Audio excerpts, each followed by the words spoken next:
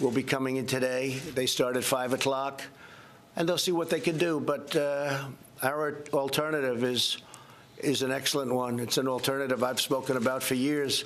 We'll take in well over $100 billion a year. We never took in 10 cents from China, not 10 cents. And I think it'll be a very strong day, frankly. But we'll see.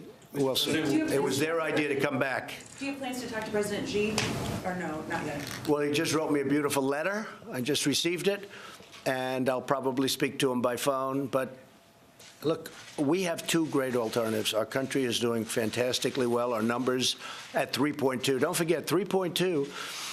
The first quarter is always by far the worst quarter, or at least almost always. You look back over the years, first quarter is always weak, and we had 3.2 GDP.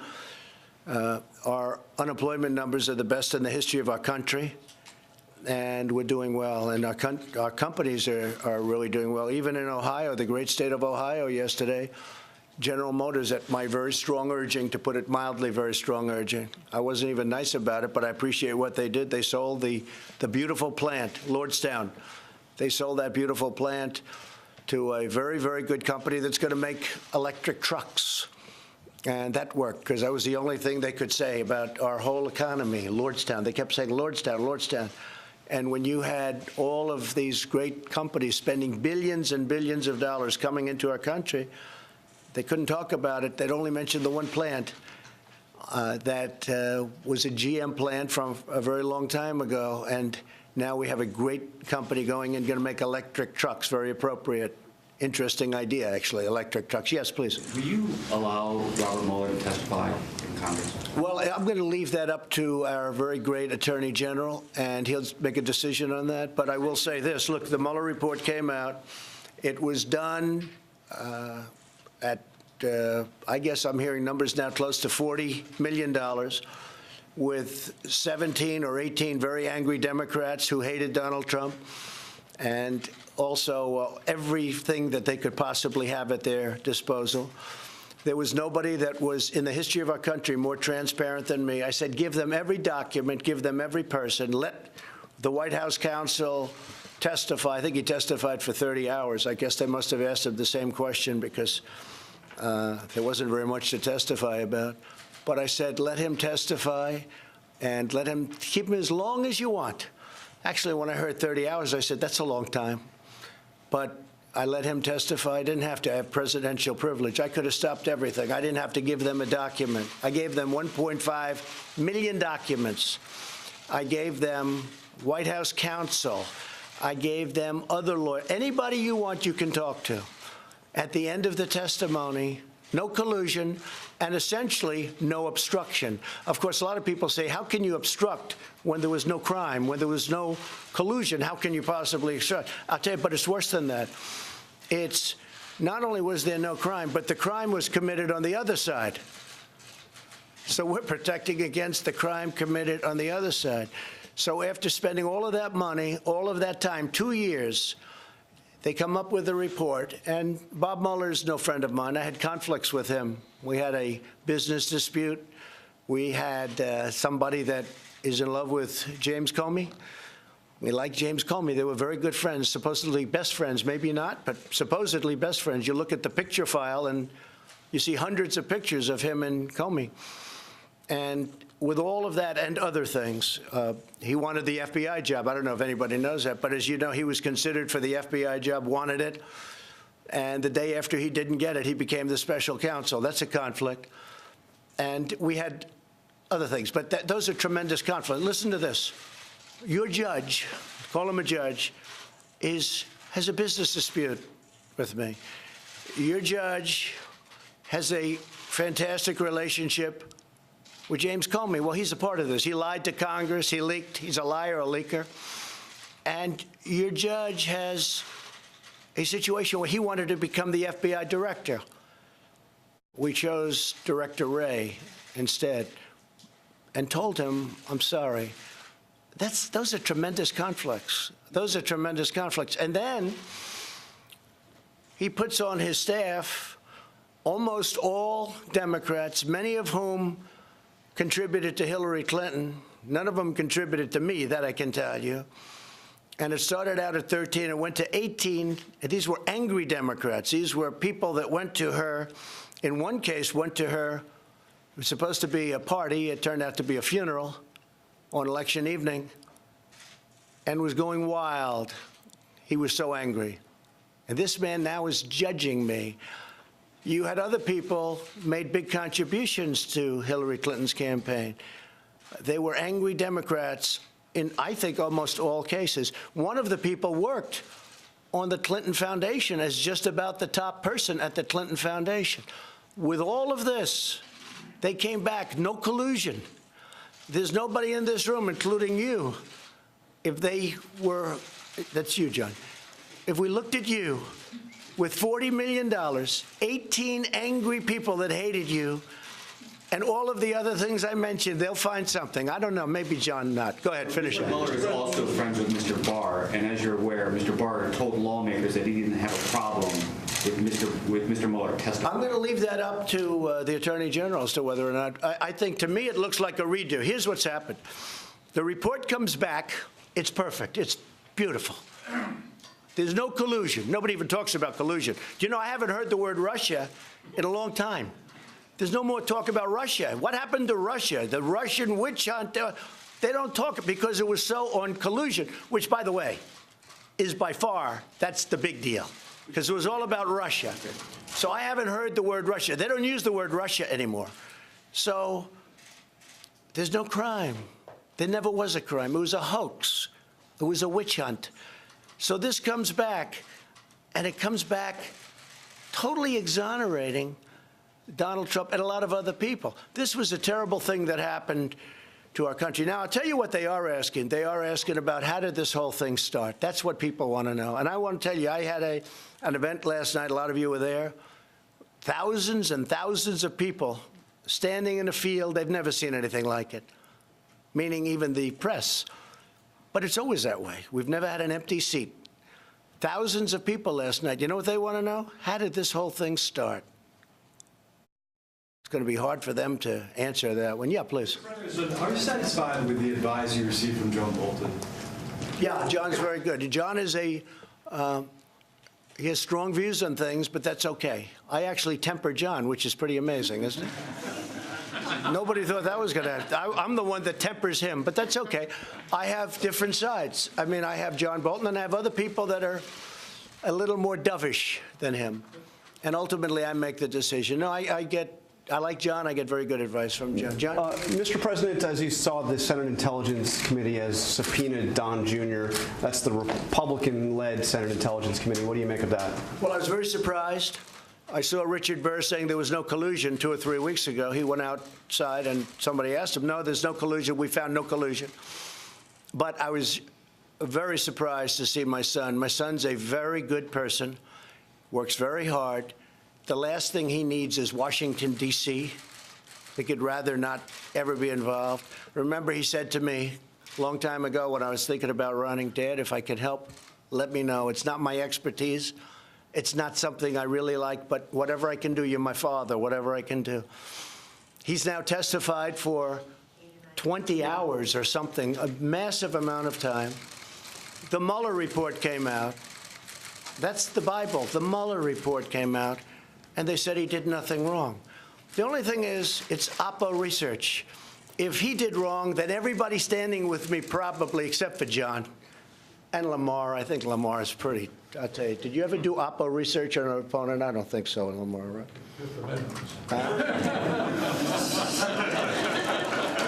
And I know John Barrasso never did opposition research because he's a fine, fine man. But I would say 99% of the rest of the folks. So they didn't, but what they didn't discuss is this woman that came in, who I watched her on the Today Show when it all started. Oh, I'm just an innocent. Well, nobody even knows, although the halls of Congress know her very well, because for years she's walked around all over Congress. She came in, and she left, supposedly, GPS Fusion, goes and meets for a short period of time with my son and some other people.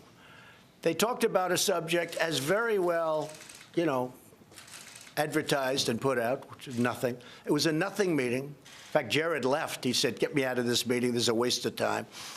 She then went back to GPS Fusion. They were the ones that wrote the phony dossier. Why was she going to GPS Fusion? Why did she go back? Then I heard that Don, for a year, made 3 phone calls with an unmarked number. They called it unmarked. And this was a tremendous event because they all knew the fake news. They all know, you were fair on that, John, but they all knew that these phone calls, these tremendous phone calls before the meeting and after the meeting, there were, I believe, 3, right?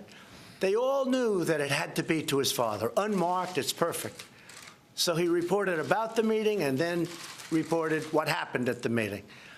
Except after looking and spending a tremendous amount of time and money, they were able to go back years and find out who made the calls. One was a local real estate developer. The other was a great person from NASCAR. He took 2 of them, and a friend of Don's. This went on for a year and a half. John, you heard all about the phone calls to, obviously, the father, where I never knew about the meeting. But the phone calls to the father turned out not to be the phone calls. My son is a good person. My son testified for hours and hours. My son was totally exonerated by Mueller, who, frankly, does not like Donald Trump, this Donald Trump.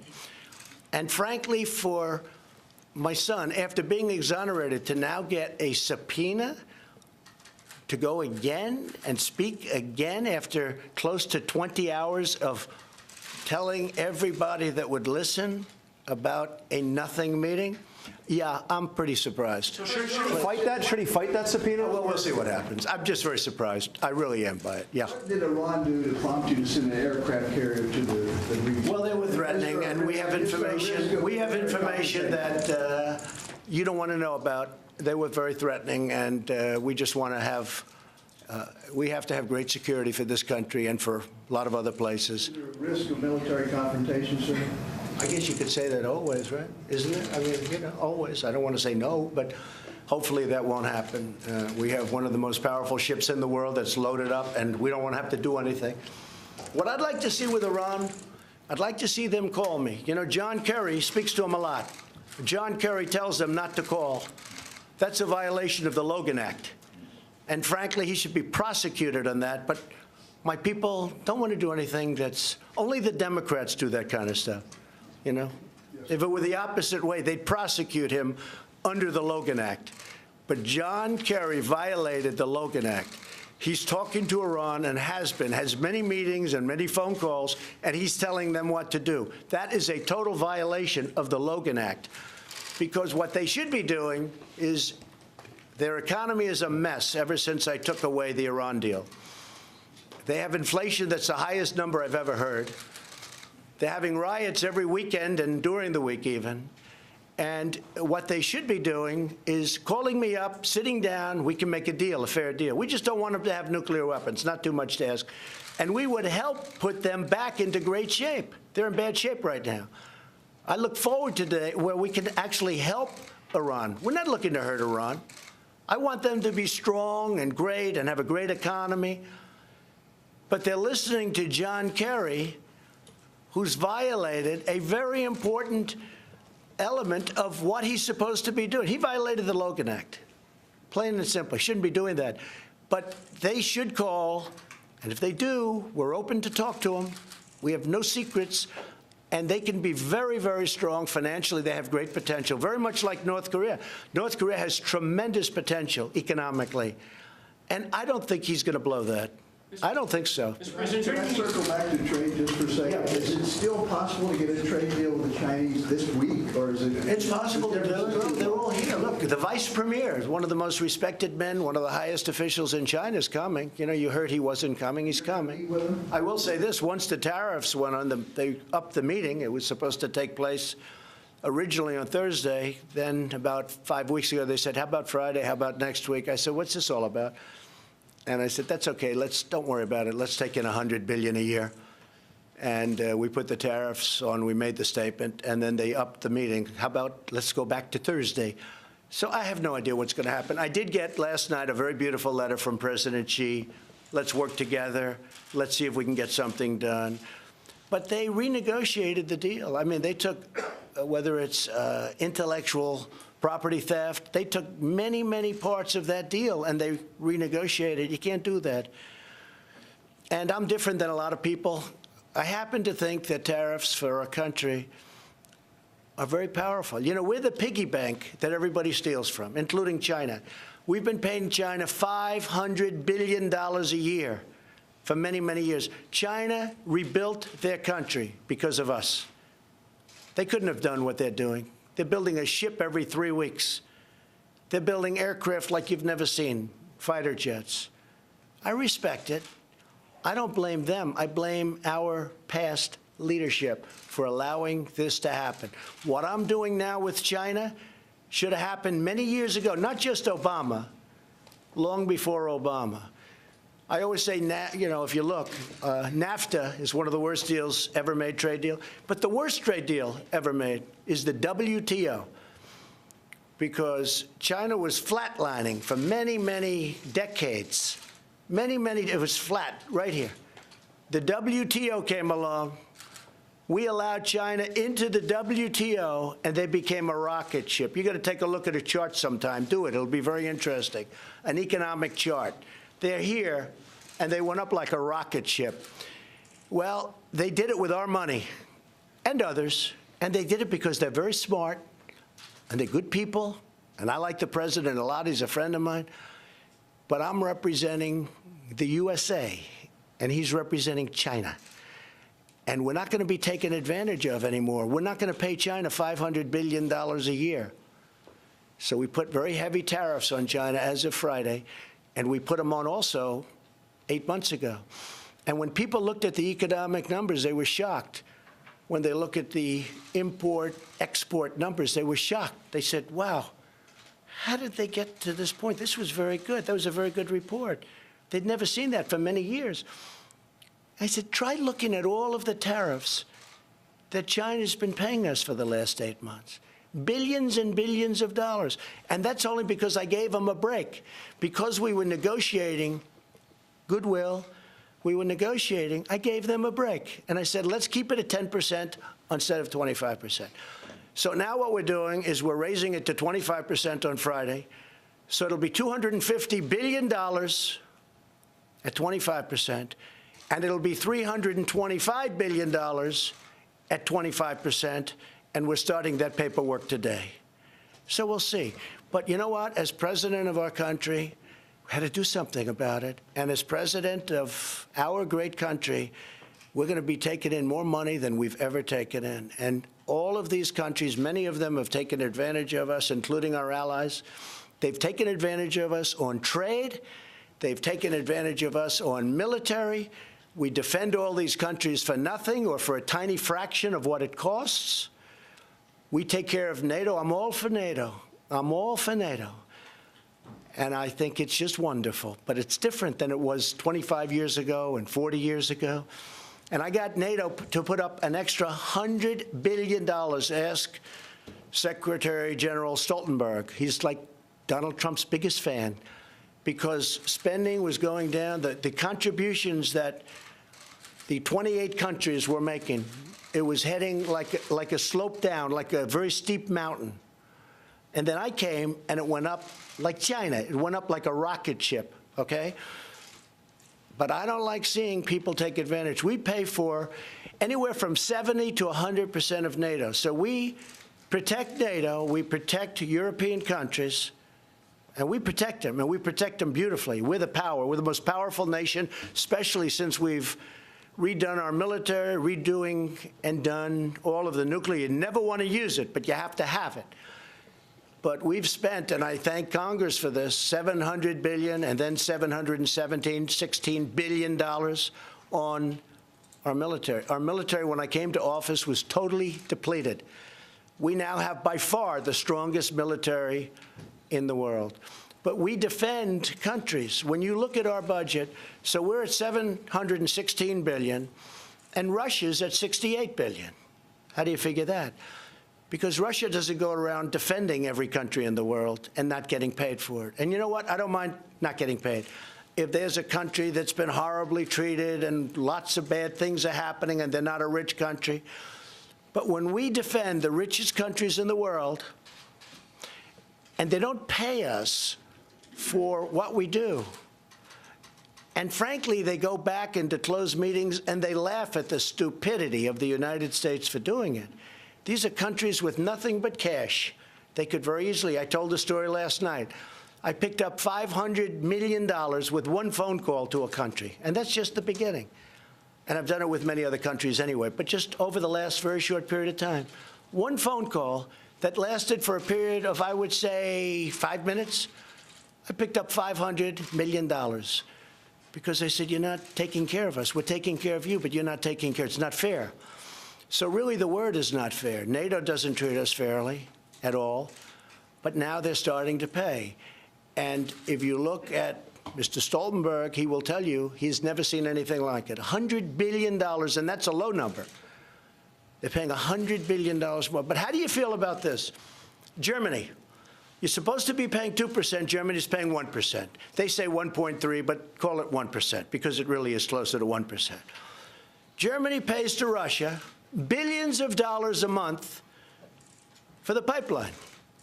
And yet we're supposed to be defending Germany from Russia. So Germany is giving the so-called enemy, I don't call it an enemy, I want to get along with Russia, and I want to get along with China because I'm smart. Stupid people don't want to get along because I'm smart. This witch hunt hurt us in our relationships with a lot of countries. It was a very expensive, horrible thing for our country. And by the way, should never, ever happen again to a president. 2 years I've been going through this nonsense, and now we have a good report. And now guys like Jerry Nadler, who I fought for many years, successfully, I might add, back in New York in Manhattan. He was a Manhattan congressman. I beat him all the time. And I come to Washington, and now I have to beat him again. Over nothing, over a hoax. And they know it's a hoax. They're smart. Nadler's a smart guy. Schiff is a smart guy. When Schiff goes to the microphone, he's conning this whole country. And he knows that. And he goes back into a room and he talks to his friends and he laughs because that's the way life is. But our country is doing great. We're going to find out about China tonight. And I think in the end, you're going to be very impressed with the kind of things we're doing. And the reason they were so surprised with the numbers 2-3 weeks ago, not the 3.2 GDP, which everybody was surprised at, but maybe more importantly, export numbers, import numbers, because we have billions of dollars coming to our country that our country never would have seen with a regular president. This should have been done many years ago. And I told President Xi of China, and I tell Abe, who's a good friend of mine, Prime Minister of Japan, doing a great job. I tell him, I tell everybody. I say, I don't blame you. I blame the people that ran the United States, and I blame their trade representatives, and frankly, I blame our presidents, because this should have never happened. We've been losing, for years, close to 800 billion, not million. 800 million's a lot. But we've been losing $800 billion on trade. $800 billion. We're going to stop that. And we've already started. So we have a meeting tonight at 5 o'clock with the top people from China, and we'll let you know what happens. Thank you all very much.